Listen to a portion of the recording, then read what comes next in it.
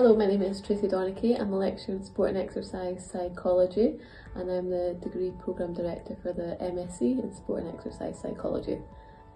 So I was fortunate enough to obtain a full scholarship to play Division 1 soccer, and I was fortunate enough to obtain my degree in psychology, counselling and sociology over in the States, and I was fortunate enough to play for 4 years at a D1 school, and then I also played semi-professional in America as well for 2 years.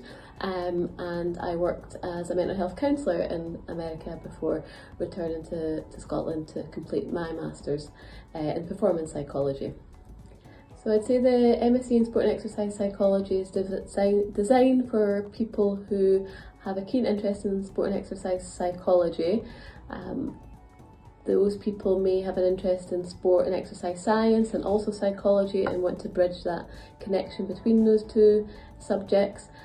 We have students who are interested in sports coaching and psychology in relation to sports coaching as well, and I feel that the course would be suitable for those people with those interests. For the entry requirements for the MSc in Sport and Exercise Psychology, we are looking for students to have a 2-1 or equivalent, ideally in a subject that's relevant to the field of sport and exercise psychology, sport and exercise science, and we will look at the individual's experiences and previous subjects to see if they're suitable candidates for the programme.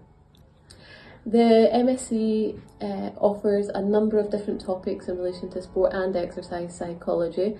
One of our unique courses or modules that we run is clinical sport and exercise psychology, where we cover the role of physical activity, sport and exercise to help with mental health problems, and also the common mental health problems that athletes may experience and how we would intervene with athletes. So it's a really interesting, unique module.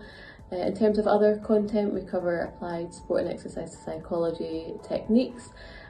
We cover professional development. So in this module, we have a number of guest speakers who come along and discuss their experiences in the world of sport and exercise psychology.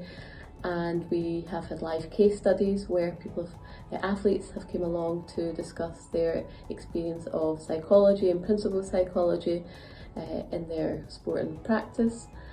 We also have research support and methods, so advanced qualitative methods and quantitative methods, and that lends students well in terms of helping for their dissertation projects, which is a large part of the Masters. The research project for the MSc is guided by the student and the student's interest. So the students who have been through the programme have researched a number of topics, and usually the topics are within the interests of the supervisor and the student. For example, my students have completed projects in perfectionism because it's my area of research. So if you don't know what perfectionism is, it's where people have high standards for themselves, are very self-critical, and my students have looked at how being perfectionistic lends itself to a number of psychological consequences within sport.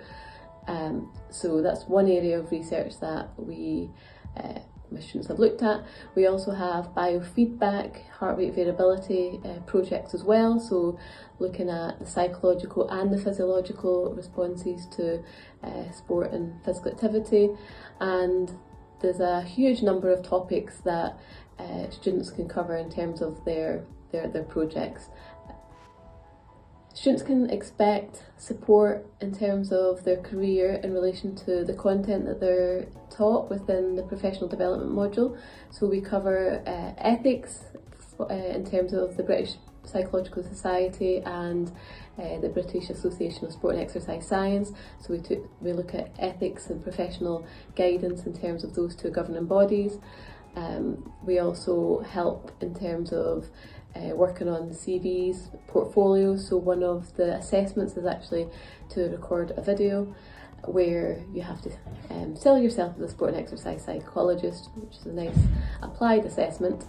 And we also have a number of professionals who come to speak to the students on the module, which then will enable them to understand the world of a sport and exercise psychologist. So I encourage people to come to Newcastle because it's a wonderful city, especially for sport. Within the university there's lots of different sports organisations. We have performance sports teams, we have intramural sports teams, and we have a brand new beautiful sports centre with a lot of equipment, and living in America I was pretty spoiled in terms of sports centres, but this one is very similar in terms of high spec, etc.